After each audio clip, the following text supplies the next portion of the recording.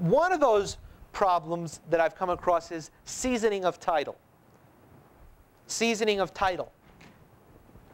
Seasoning of title, now seasoning in the traditional sense, as lenders would refer to seasoning, deals with how many payments have been made on a loan. A seasoned loan is a loan that is not fresh, but the borrower has made payments for a history. That is the traditional definition of seasoning. But lenders have now put a discussion on the issue of seasoning of title, and this is how it comes up. There's been some unscrupulous investors in inner city neighborhoods in New Jersey and Baltimore and Pittsburgh and a couple other cities who have come across old junk rundown properties. What the investor does is the investor basically buys them for bupkis, fixes it up in a half-assed manner, and then finds low-end, uneducated buyers to buy the property from them at an inflated price. And the way that the parties get around the usual issues of how do we get these people qualified is that they've got a mortgage broker in one pocket, they've got an appraiser in another pocket, and the way it works is the appraiser is in cahoots with the mortgage broker who's in cahoots with the seller, and they get the property appraised for more than it's worth. We get the buyer to submit some, dummy up some fraudulent loan applications and fake W-2s. We get the buyer qualified for a loan for more than he can afford, and then after a couple of months, the buyer's in a property that he can't afford and a property that's falling apart. And since, of course, most of these loans are FHA insured, the government now ends up picking up the tab. And what's the problem? And now that process is basically known as loan fraud. Loan fraud, very simple. Submitting fraudulent documents, giving appraiser money under the table to overappraise a property. It's all called a scheme of loan fraud. All right, conspiracy to commit loan fraud. The problem is that once it hits the newspapers, it's known as investors indicted in property flipping scam. Now, flipping properties is the concept of buying and flipping a property. Nothing illegal about that. Perfectly legit. The problem is the newspapers and all of the hoopla has called it something it isn't. The problem is not with the flipping. The problem is the lying to the lender part, the overappraising the property part, the submitting fraudulent loan documents. So the problem is with that is when you hear the word flip, title companies and lenders go, oh, we can't do that. That's illegal. It's totally not illegal. The problem is, again, dealing with morons who don't understand what exactly flipping is. So a lot of lenders way up at the top of the hierarchy have said, okay, this is the new rule. We don't fund a loan on a property that's a flip because it's got to be a fraud. It's got to be a scam, which is pure nonsense, of course, but the problem is how do you get around that? The lender has come up with regulations. In fact, FHA has proposed new regulations on what they call seasoning of title, meaning FHA is not going to insure a loan to a buyer who's buying from a seller unless the seller has owned the property a certain requisite time period. I know it sounds silly, but that's, hey, you got to deal with that. That's coming along. Now, this is not a Fannie Mae, Freddie Mac issue. It's usually we're dealing as non-conforming loans, subgrade loans, B, C, D type loans, where these types of lenders tend to come in and say, hey, we don't want to deal with property flips, and we want to see seasoning of title. Now, does everyone understand the concept now? Everyone understands the issue of seasoning of title? Hold on a second. Let me get finished. Number one, deal with smart people, and you don't have these problems. Obviously, you can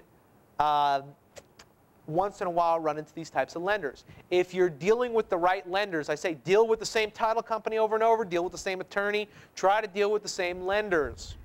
If you're selling a property that's in a low-end neighborhood and you know it's going to be an FHA-type buyer or a subgrade loan, you know this seasoning issue is going to come up every time, then make sure you know 3 lenders in town that when the buyer comes along, you could tell the agent or tell the buyer himself, look, I'm telling you right now, we haven't owned the property that long. It's a rehab.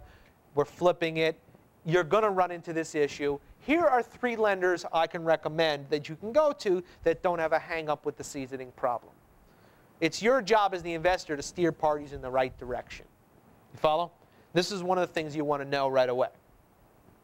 Number two, what you could do is instead of the double closing is just assign the contract to the buyer and let the buyer close directly with the seller so there's not a seasoning of title issue. So if you were doing the double closing where I described earlier, I was going to buy it from Tom for one price and flip it to Fred for another, and Fred's lender went, wait a minute, Bill, you don't even own the property at this point, and that's a flip, and we don't like flips. There's no seasoning of title here.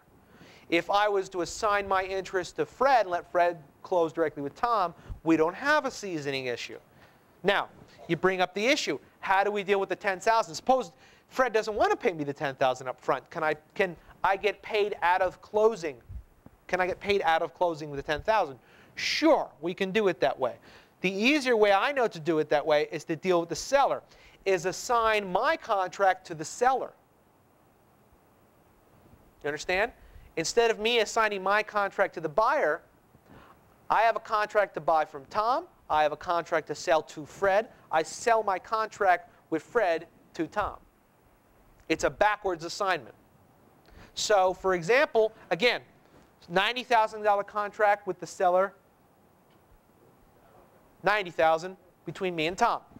I have a $100,000 contract to sell to Fred. By the way, how do I sell a property I haven't yet bought?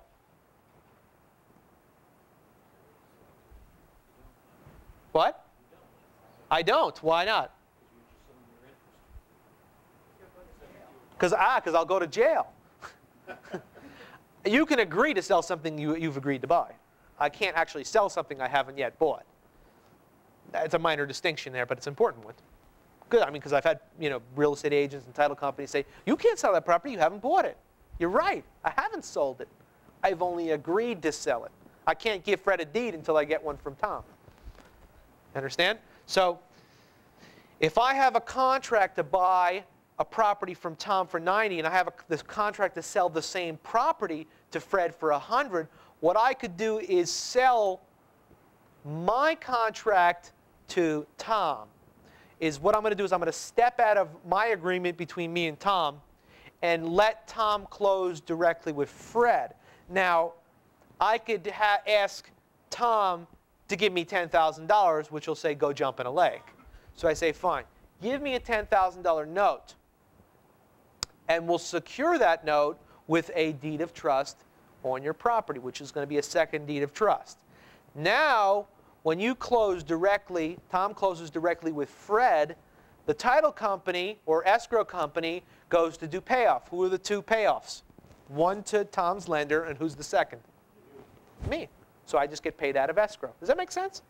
That's just another way to skin the cat. Again, sometimes you have to bend things a little bit to fit a square peg in a round hole, which a lot of lenders just won't do. They say, look, we got a seasoning requirement. And that's all there is to it. You can't fit into this loan criteria because of the seasoning problem. So I'm doing what's called a backwards assignment. Instead of flipping my contract to Fred, I'm flipping my contract with Fred right back to Tom, letting him buy me out with a note due at sale at closing. Does that make sense?